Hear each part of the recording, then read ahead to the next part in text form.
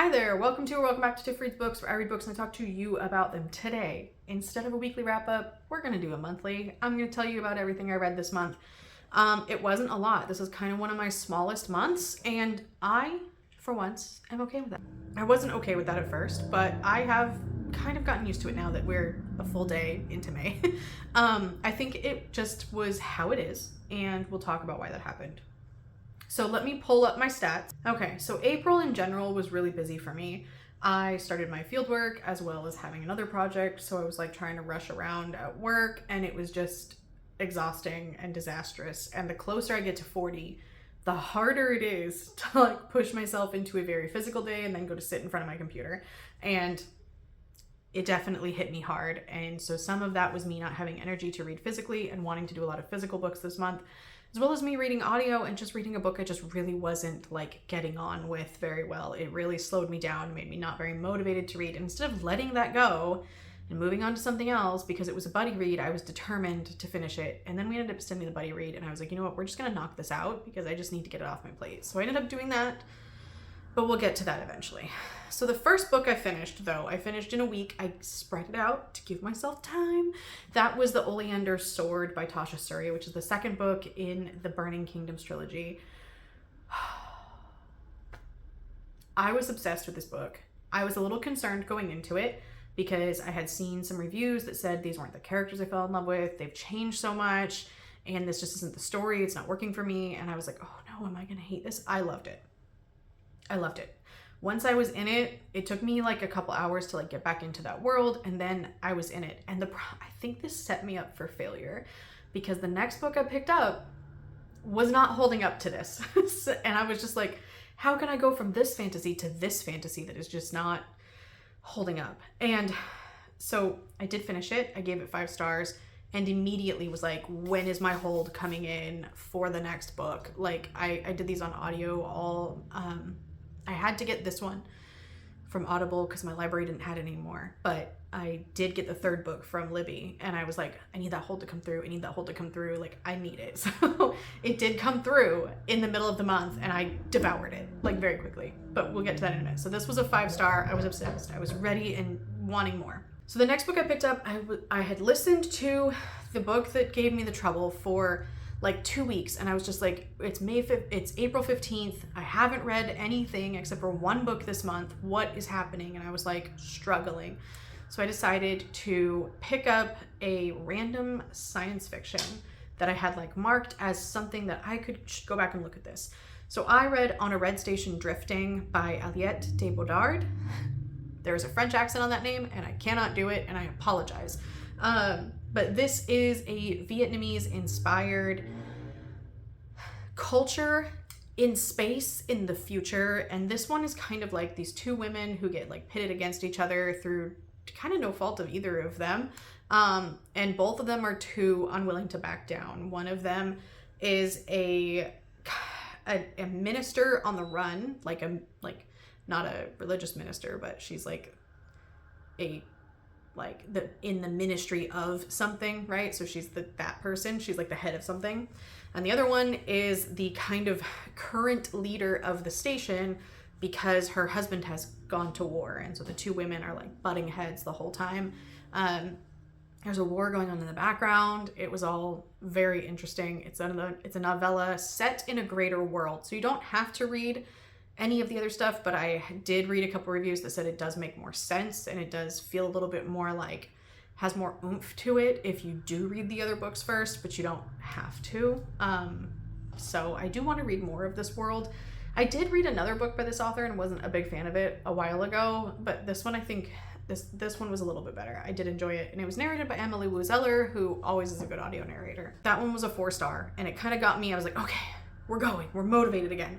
And then my hold for the Lotus Empire came through, and I was locked in. I finished this in 3 days. This is a 17-hour audiobook, and I finished it in 3 days. I did have a lot of time in the car. I was driving a lot for work, but I was also obsessed. I was like, let me listen to this book. Let me get in the car so I can listen to this book. Oh, the ending of this series. If you like Robin Hobb, but her books are a little too long and slow for you, read this. because this is just as like emotionally devastating.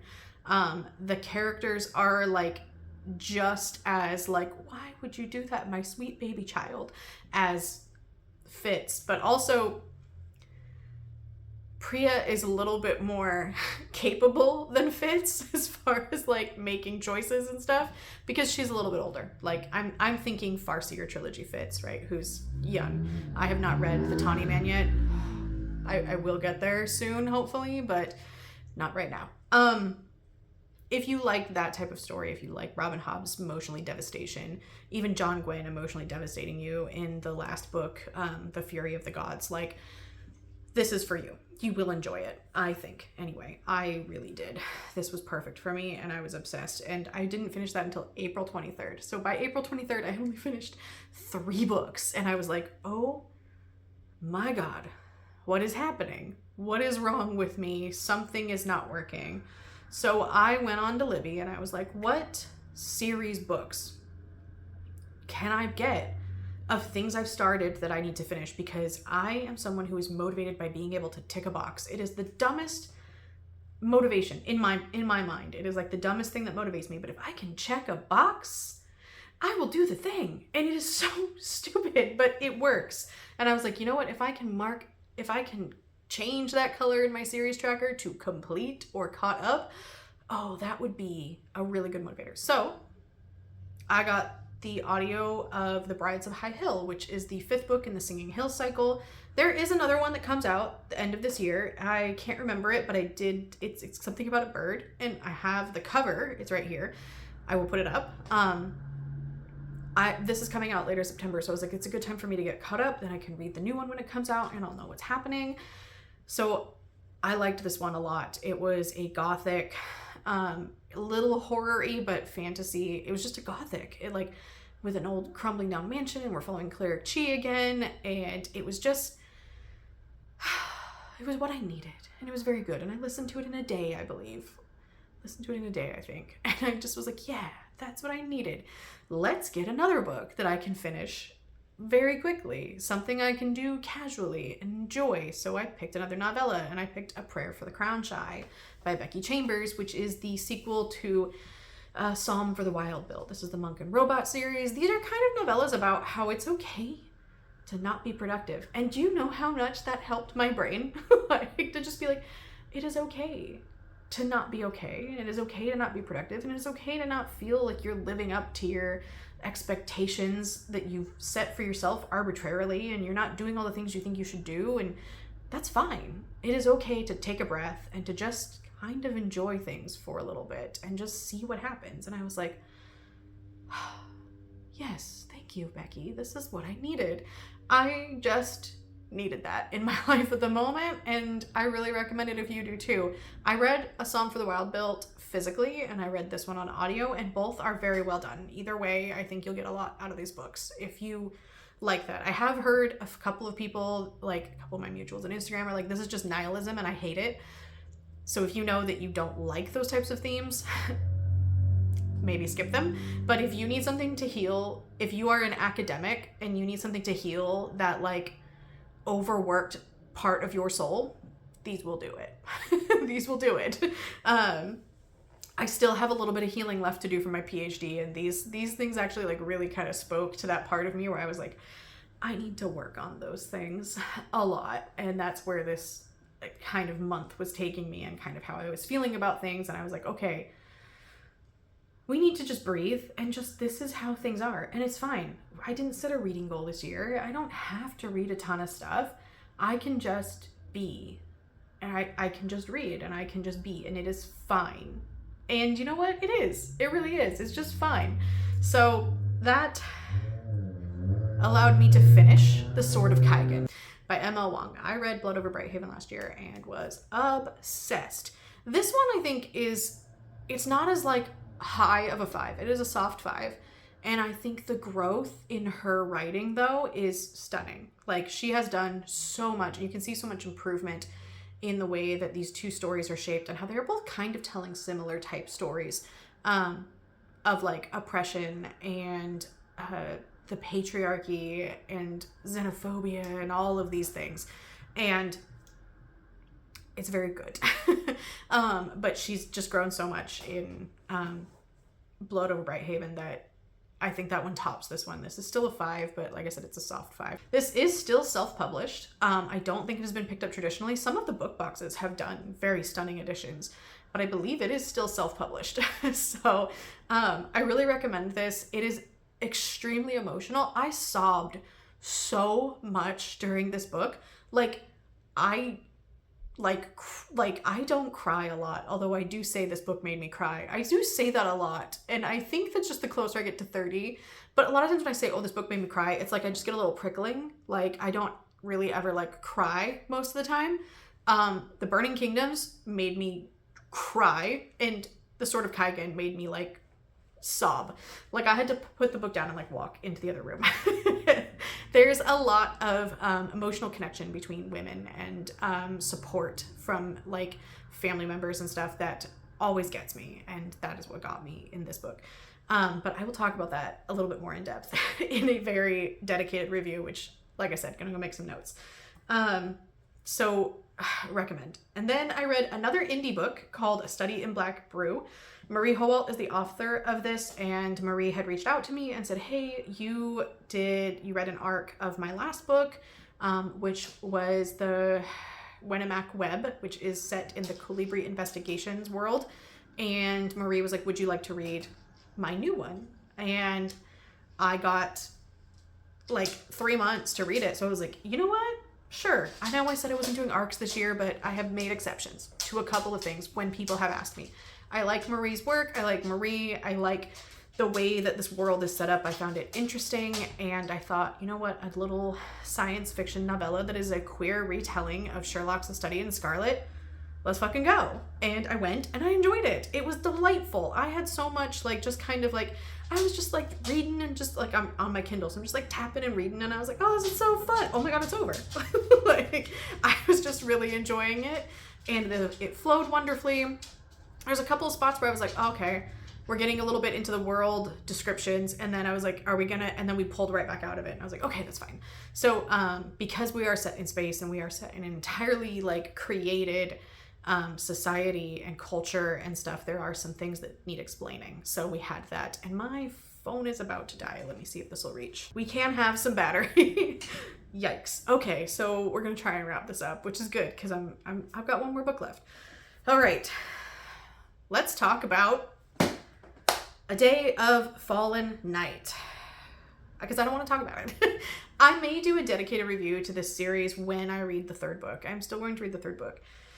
But both of these, Priory of the Orange Tree and A Day of Fallen Night, have kind of let me down. I feel like the hype, they did not live up to the hype. I think, who was it that I saw? Who was it that said? It was Angela at Literature Science Alliance said, Samantha Shannon is the world's most okayest fantasy author. And it was okay. Like, I struggled through this because it wasn't living up. Like, the rest of my ratings, let's go through them, are a 5, a 4, a 5, a 4.5, a 4.25, a 5, a 4.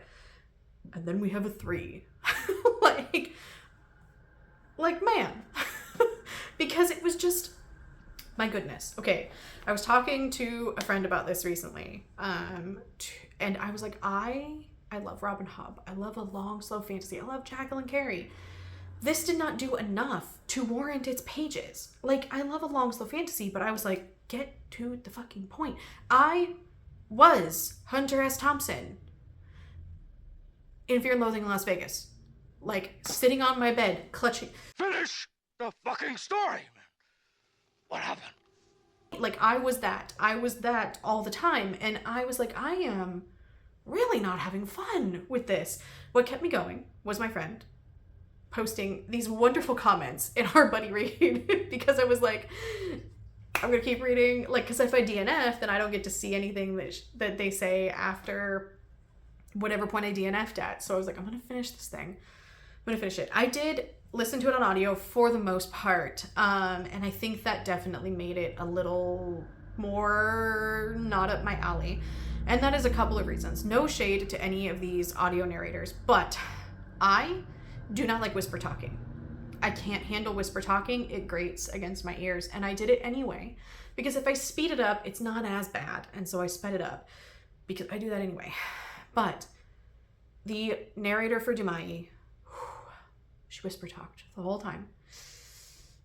And I could not do it. And then the whole time, one of the characters' last names is Composa.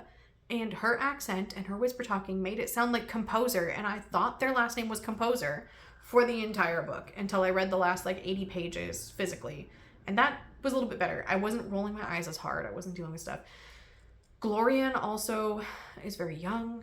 I should probably go back and explain to you all this stuff. Glorian is also very young, but she ages a little bit, but the narrator sounded like she was 12. And I could not, the narrator gave her a very young voice. And I couldn't do it. And I also struggled with the narrator for Wolf. Let's go back and talk about, in brief, because A Day of Fall and Night. We're following 4 locations, kind of, and the people within them. And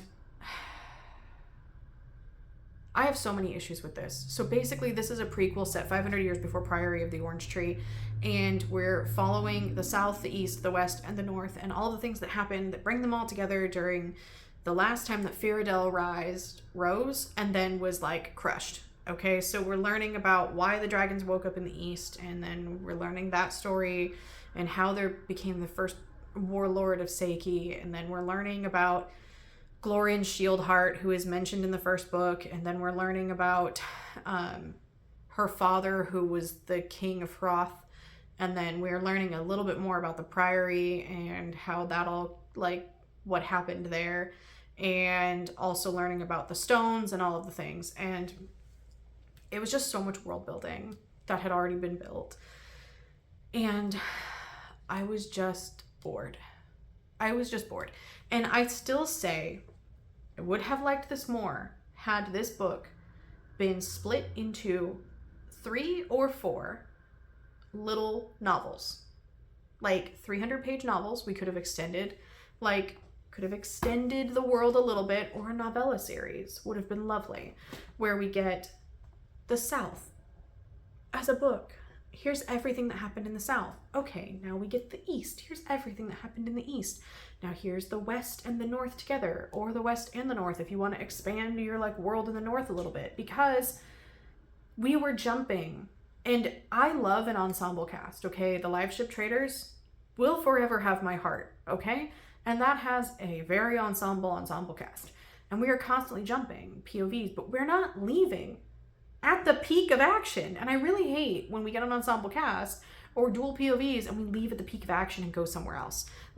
Just finish what's happening and then be at the same time, this was happening over here. Because nothing will make me want to skip what you just started telling me about so that I can finish what happened over there. And I genuinely do think that it would be really interesting to be simultaneously, okay, so you read about the South, simultaneously, here's what was happening in the East. And then you can be oh, that triggered that. That's so interesting. Let me have these things. I feel like it would have been so much better. Didn't George R.R. Martin do that in a couple, is it book 3 and 4 happen at the same time, or 4 and 5 happen at the same time or something? I don't know. I've only read the first book. Anyway, that's what I read this month. I have not updated that yet, because I just wanted to get this done. Otherwise I wasn't going to do it. So we will update this later tonight, maybe, or tomorrow. What time are we on? Oh, it's 8:00. It's actually not super late. So that is the plan. I will update that. So I have put out my TBR. If you missed it, I put it out last week. You can go check that out if you want to see what I'm going to be reading. And I will check in with you soon with something else.